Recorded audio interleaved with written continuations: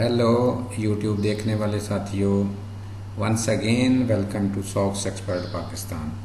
Socks expert Pakistan एक दफ़ा फिर आपकी खिदमत में हाजिर है नई कैलकुलेशंस के साथ। सॉक्स एक्सपर्ट पाकिस्तान के चैनल को सब्सक्राइब करना ना भूलिएगा, बेल का आइकॉन ज़रूर प्रेस कीजिएगा ताकि सॉक्स एक्सपर्ट पाकिस्तान की नई आने वाली अच्छी वीडियोस आप तक सबसे पहले पहुँचे।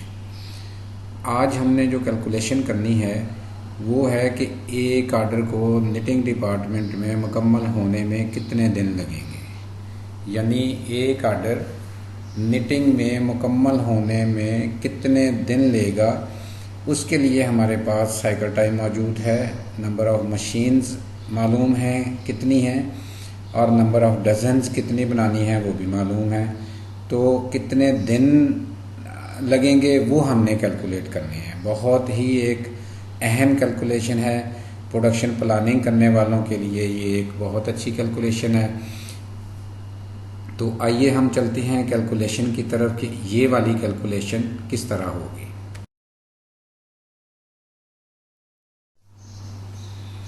कैलकुलेशन के लिए हमें सबसे पहले साइकिल टाइम चाहिए। साइकिल टाइम की डेफिनेशन देख लेते हैं। न्यू कमर्स के लिए जो वीडियो पहली दफ़ा देख रहे हैं उनको थोड़ा सा डिफ़ाइन कर दें साइकिल टाइम क्या होता है।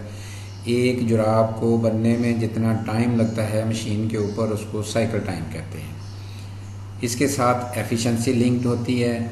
एफिशिएंसी की डेफिनेशन ये है कि एक टारगेट के अगेंस्ट जितनी डजन्स प्रोड्यूस होती हैं एक फ़िक्स टाइम में, 8 घंटे, 12 घंटे, 24 घंटे, टारगेट के अगेंस्ट जितनी मशीन डजन्स बनाती है, यानी मशीन की जो आउटपुट है उसको हम एफिशिएंसी कहते हैं। तो कैलकुलेशंस के लिए जो पैरामीटर्स हमारे पास मौजूद हैं, साइकिल टाइम 125 सेकंड है जुराब का। टोटल डजन्स हमने 10,000 डजन्स बनानी है, और टोटल मशीन्स जो हमारे पास वीकेंड हैं, हमारे पास अवेलेबल हैं, वो हैं 20। तो इन 10,000 डज़न को बनाने के लिए हमें कितने दिन लगेंगे वो कैलकुलेशन है। तो फर्दर देखते हैं कि वो दिन किस तरह से निकालते हैं।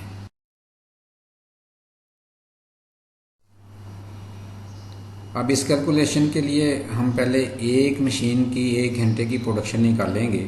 अब एक मशीन की 1 घंटे की प्रोडक्शन निकालने के लिए हमें पहले 1 घंटे के सेकंड्स को मालूम करना है। तो 1 घंटे में चूँकि 60 मिनट होते हैं और 1 सेकंड के अंदर 1 मिनट के अंदर 60 सेकंड होते हैं, तो 60 × 60 करेंगे तो 1 घंटे के सेकंड निकल आएंगे जो कि 3600 बनते हैं।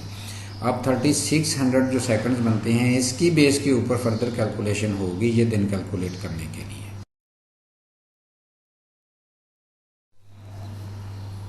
अब फर्दर कैलकुलेशन के लिए टोटल सेकंड्स जो 1 घंटे के बने उसको साइकिल टाइम के ऊपर डिवाइड कर दिया।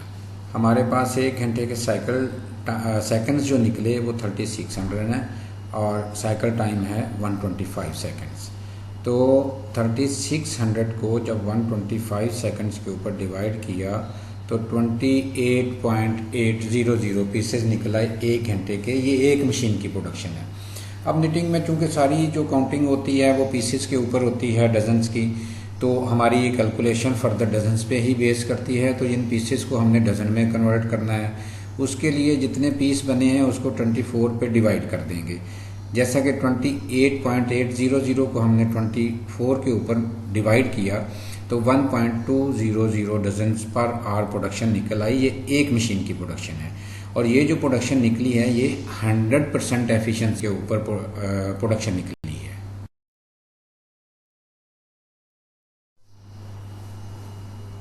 आप 1.200 मल्टीप्लाई बाई 80% एफिशिएंसी करते हैं तो 0.96 डजन्स पर मशीन पर आवर निकलती है प्रोडक्शन।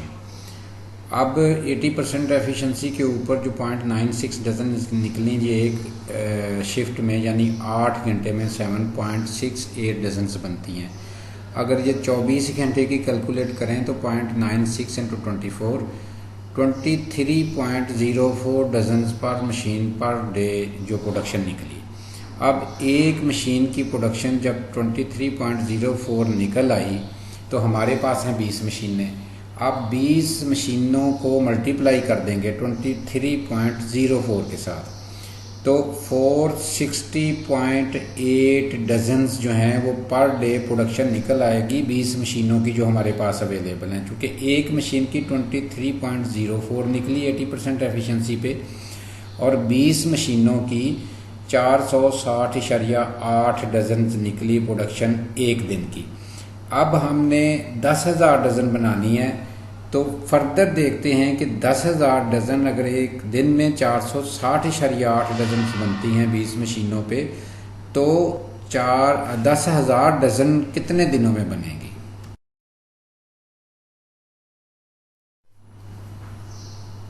अब इसको हम करेंगे ऐसे कि जी 460.8 डज़न जो एक दिन की 20 मशीनों की प्रोडक्शन निकली है, तो टोटल डजन्स रिक्वायर्ड जो हैं 10,000 डजन्स, उसको हमने डिवाइड कर देना है पर डे प्रोडक्शन के साथ, तो वो हमारे दिन निकल आएंगे।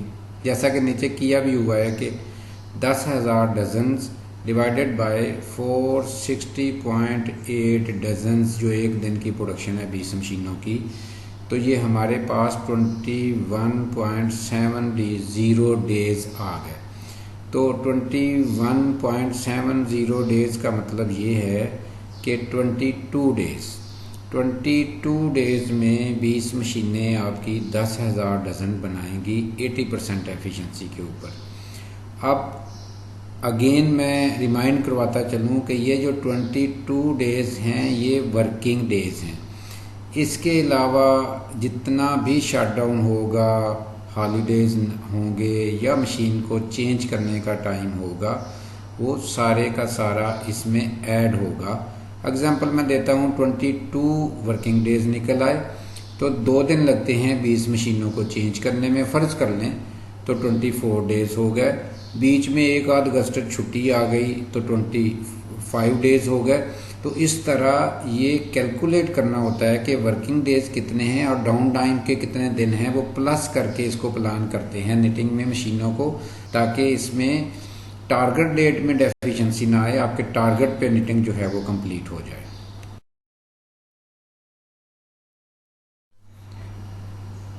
जी व्यूअर्स, तो कैसी लगी आज की वीडियो कमेंट्स में लिखना ना भूलिएगा, और आपका कोई भी सवाल हो तो दिए गए कॉन्टैक्ट के ऊपर ज़रूर लिखिएगा। कोई सजेस्ट करना चाहें, प्रपोज़ल देना चाहें या इम्प्रूवमेंट के लिए कोई भी आप डिस्कशन करना चाहें तो मोस्ट वेलकम, दिए गए कॉन्टैक्ट पे ज़रूर लिखिएगा।